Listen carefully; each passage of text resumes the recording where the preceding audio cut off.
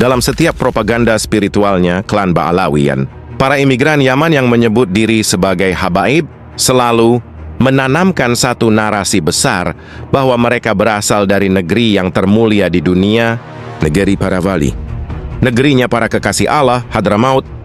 Mereka menjadikan tanah asal nenek moyangnya itu sebagai simbol kemuliaan dan pembenaran atas klaim keturunan Nabi Muhammad sallallahu alaihi wasallam. Buat Hadramaut, terkhusus Tarim, digambarkan sebagai kota penuh cahaya, tempat ribuan wali dimakamkan, dan bumi yang keberkahannya menetes hingga ke seluruh penjuru dunia Islam. Namun, benarkah demikian kenyataannya? Narasi ini merangkum fakta-fakta tersembunyi tentang Hadramaut yang sebenarnya. Simak sampai akhir agar sahabat semua tidak gagal. Hadramaut adalah salah satu provinsi terbesar di Yaman Selatan, sedangkan Tarim adalah satu kota yang berada di wilayah provinsi ini. Narasi yang selama ini dibangun oleh klan Ba'alawi tentang kedua tanah ini begitu fantastis, bahkan nyaris melampaui batas rasionalitas atau kewarasan. Berikut sebagian kutipan yang sering dijadikan dasar glorifikasi. Tidak ada tempat di dunia ini yang lebih baik dari Tarim setelah Mekkah, Madinah, dan Al-Aqsa. Di pemakaman Zanbal, dimakamkan 1.000 wali dan 80 diantaranya mencapai derajat kutub. Abu Bakar Ash-Shiddiq akan memberikan syafaat kepada seluruh penduduk Tarim di hari kiamat. Seandainya engkau mengeluarkan seluruh hartamu untuk berziarah ke Tarim, maka keuntungannya tetap lebih besar. Jalanan Tarim adalah guru. Bahkan doa di kamar mandi Tarim pun akan mustajab. Yang setetes ilmu di Tarim lebih baik daripada lautan ilmu di luar Tarim. Penduduk Tarim lebih agung daripada malaikat. Demikianlah contoh 7 pernyataan yang diwariskan turun-temurun di majelis-majelis Ba'alawi di Nusantara. Para muhibbin pun terpesona. Banyak yang berjuang sekuat tenaga untuk bisa berziarah ke kota yang diglorifikasi oleh Ba'alawi sebagai kota 1000 wali tersebut. Namun sayangnya, semua keagungan itu hanya hidup di ruang mitos, bukan di ruang sejarah. Fakta sejarah dan penelitian modern justru menunjukkan kebalikannya. Sebagai sebuah provinsi, Hadramaut dengan Tarim menjadi salah satu bagiannya, bukanlah negeri penuh kemakmuran dan keberkahan, melainkan tanah miskin dan tandus yang selama berabad-abad mendorong penduduknya beremigrasi ke luar negeri demi bertahan hidup. Sejarawan Belanda Van den Berg bahkan menulis sejak tahun 1886 dengan mengatakan orang Hadrami meninggalkan tanahnya karena tidak ada masa depan di sana. Kota Tarim sendiri memang memiliki nilai sejarah keagamaan, tapi secara ekonomi dan sosial, dia adalah kota tertinggal yang bertahan di tengah kemiskinan struktural. Laporan terbaru dari Sana'a, Center dan Unocha menyebutkan, Hadramaut menjadi salah satu provinsi dengan pengangguran dan krisis pangan tertinggi di Yaman. Tarim sendiri bukanlah kota 1000 wali seperti yang diklaim, melainkan kota yang membeku dalam tradisi elitis dan feodalisme. Penelitian sejarawan Jerman, Ulrike Freitag, menyebut Tarim sebagai masyarakat yang dikontrol oleh kelas religius yang mempertahankan kekuasaan lewat simbol, kesucian, dan garis keturunan. Kelas Sayyid menempati posisi tertinggi, sementara masyarakat biasa disebut masakin, yang berarti orang kecil tak berdaya. Di tengah perang dan krisis ekonomi, kelompok religius tetap hidup dari donasi diaspora Ba'alawi di luar negeri, sementara rakyat Hadramaut harus berjuang untuk sekadar bertahan hidup. Sejak perang saudara pecah di tahun 2015, Hadramaut menjadi salah satu wilayah yang paling menderita akibat kelangkaan bahan bakar, hancurnya infrastruktur, weti pikan dan ekstrim. Kota Mukalla sempat dikuasai oleh kelompok Al-Qaeda in the Arabian Peninsula, sementara Tarim sendiri terisolasi, kehilangan wisatawan dan sumber pendapatan. Bangunan kuno dari tanah liat yang ada di kota ini banyak yang roboh tanpa restorasi, sementara rakyat lokal hidup dari kiriman uang keluarga di luar negeri, khususnya klan Ba'alawi yang ada di Indonesia. Ironisnya, di tengah penderitaan itu, klaim Hadramaut sebagai tanah penuh berkah tetap dipertahankan di luar negeri, terutama di Indonesia, Malaysia, dan Afrika Timur.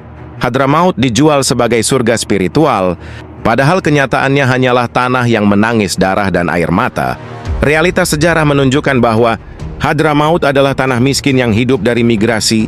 Tarim adalah kota feodal yang dikuasai oleh elit religius bernama Ba'alawi dengan bangunan nasab yang semakin rapuh dan menunggu batas akhir. Kemuliaan yang digembar-gemborkan hanyalah alat legitimasi spiritual bagi klan Ba'alawi yang mengaku sebagai keturunan suci Rasulullah Sallallahu Alaihi Wasallam. Dengan demikian dapat ditarik suatu kesimpulan. Hadramaut dan Tarim yang dijual di atas mimbar bukanlah kenyataan, melainkan hanyalah mitos yang sengaja dipelihara oleh kepentingan glorifikasi nasab klan Ba'alawi. Justru dunia saat ini mengenal Hadramaut sebagai tanah miskin, terbelakang dan terpecah belah sejak berabad-abad silam. Tarim yang diklaim sebagai kota seribu wali hanyalah sebuah oas kecil di tengah padang pasir, diapit oleh kemiskinan dan fanatisme keagamaan yang mengeras dari waktu ke waktu. Yang tersisa di Hadramaut dan Tarim hanyalah reruntuhan sejarah, perang saudara, dan krisis kemanusiaan yang seolah tiada berujung. Yaman Selatan kini menjadi ajang perebutan pengaruh antara Iran, Arab Saudi, dan Uni Emirat Arab.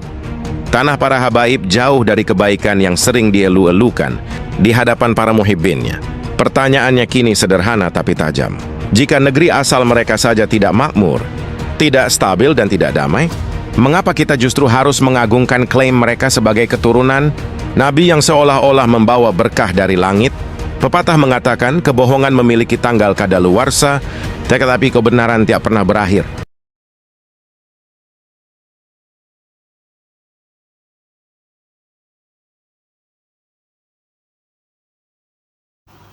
Ya, saudara-saudara, demikianlah tadi bagaimana Tarim yang selalu dibangga-banggakan dan menjadi pusat pembicaraan dan kebanggaan para Ba'alawi yang sudah kita tonton dan kita lihat bersama.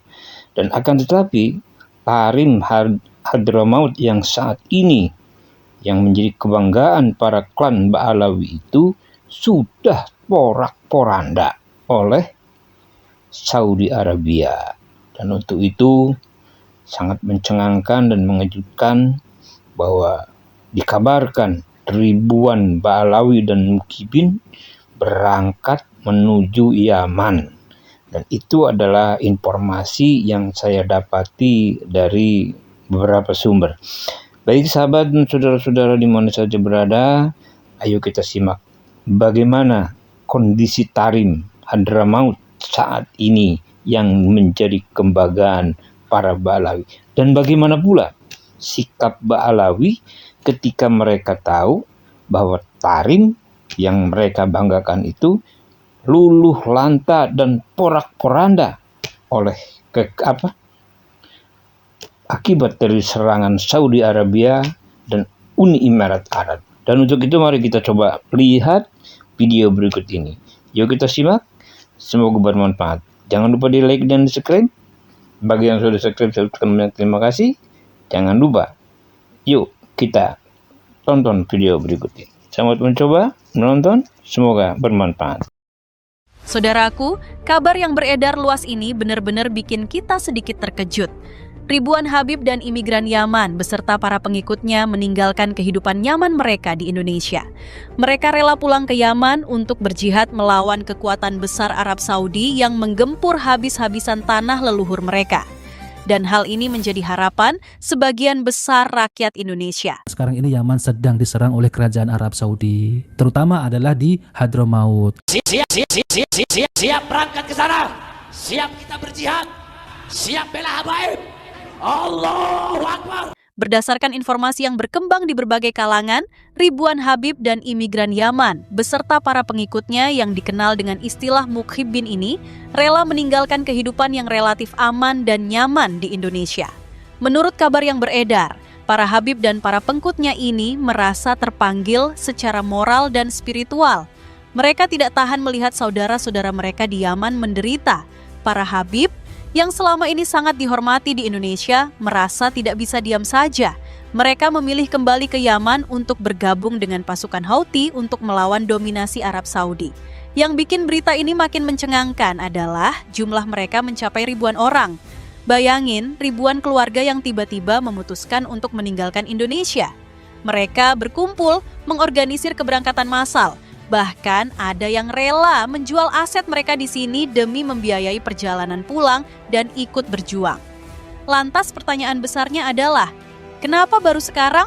Kenapa ribuan Habib dan imigran Yaman di Indonesia tiba-tiba memutuskan untuk pulang dan berjihad?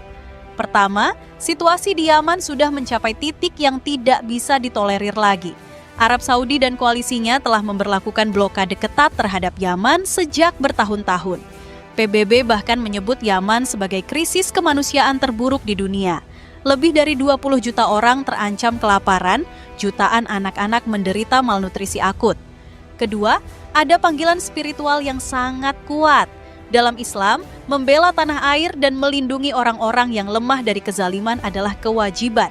Para Habib ini, sebagai keturunan Yaman, merasa punya tanggung jawab moral yang lebih besar. Mereka tidak bisa hanya berdoa dari jauh, mereka merasa harus turun langsung. Ketiga, ada solidaritas luar biasa dari komunitas Yaman di Indonesia. Mereka saling menguatkan, mengumpulkan dana, bahkan ada yang mengadakan pengajian khusus untuk mempersiapkan mental dan spiritual sebelum berangkat. Ini bukan keputusan emosional sesaat, ini keputusan yang sudah dipertimbangkan matang dengan segala risikonya. Keempat, kekecewaan terhadap dunia internasional yang diam saja. Sudah hampir 10 tahun Yaman diserang, tapi dunia seolah tutup mata dan tutup telinga. Tidak ada intervensi internasional yang berarti untuk menghentikan agresi Saudi. PBB hanya bisa mengeluarkan pernyataan tanpa tindakan nyata. Menurut pengamat yang kami kutip dari berbagai sumber, keputusan ini juga dipicu oleh eskalasi terbaru serangan Saudi yang makin intensif. Bahkan infrastruktur air bersih dan listrik dibom habis-habisan, membuat rakyat Yaman hidup dalam kegelapan dan kehausan. Saudaraku, sekarang saatnya kita bedah fakta-fakta mencengangkan tentang konflik Yaman Arab Saudi yang jarang sekali diberitakan oleh media mainstream. Ini akan membuka mata kalian tentang betapa mengerikannya situasi di sana. Fakta pertama, Yaman adalah konflik kemanusiaan terburuk di dunia versi PBB, tapi justru paling sedikit diliput media. Kenapa? Karena ada kepentingan besar yang membuat media barat enggan meliput secara mendalam. Fakta kedua, lebih dari 377.000 orang sudah tewas akibat konflik ini, baik karena serangan langsung maupun kelaparan dan penyakit. Ini angka yang fantastis, bayangkan hampir 400.000 nyawa melayang, tapi dunia seolah tidak peduli. Fakta ketiga, setiap 10 menit, satu anak di Yaman meninggal karena penyakit yang sebenarnya bisa dicegah. Penyakit seperti kolera, difteri, malnutrisi akut, dan penyakit-penyakit yang sudah jarang ditemui di negara lain justru merajalela di Yaman karena sistem kesehatan yang hancur total. Fakta keempat, sejak 2025, Arab Saudi telah melakukan lebih dari 25.000 serangan udara ke Yaman. Dan sepertiga dari serangan ini menghantam target sipil, rumah sakit, sekolah, masjid, pasar, bahkan bus sekolah yang penuh anak-anak. Fakta kelima, pasukan Houthi yang dilawan Saudi sebenarnya hanya punya senjata sederhana. Mereka melawan jet tempur F-15 Saudi dengan senapan AK-47 dan roket buatan sendiri. Tapi yang mencengangkan adalah mereka bisa bertahan lebih dari 10 tahun. Fakta keenam, konflik ini sebenarnya adalah proxy war alias perang proksi antara Arab Saudi didukung As-Saketas dan Barat melawan Houthi Yaman yang didukung Iran.